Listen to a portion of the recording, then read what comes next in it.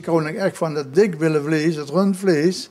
Echt die ossenhazen, die dikke ossenhazen zo. Van 7, 8 kilo.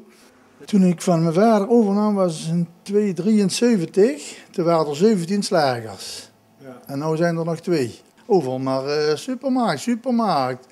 De een gaat weg, de ander komt. De een gaat weg, er komt weer een nieuwe. Er komt weer een grotere. Ja, zo werkt het. Wat is nou een ergernis waarvan u zegt, daar zou die gemeente daar in Venlo nou eens een keer wat aan moeten doen?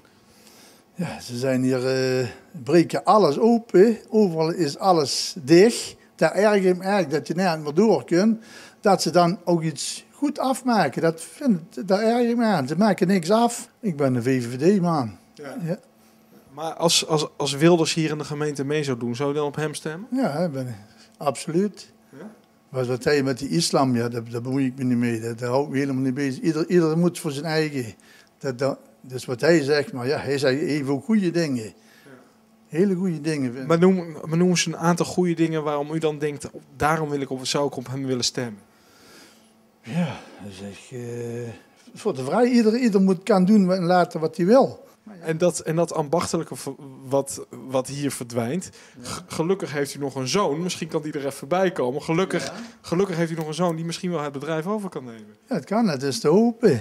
Dus ik wil hem nou wel wat jaartjes meehelpen. Ik moet hem hier en daar een beetje sturen. Maar ja, dat lukt wel. Ja.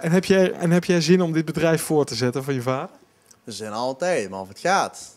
En de tijd. Of het nog kan allemaal. Dat weet ik niet. Maar waarom denk je dat het niet zou kunnen gaan dan?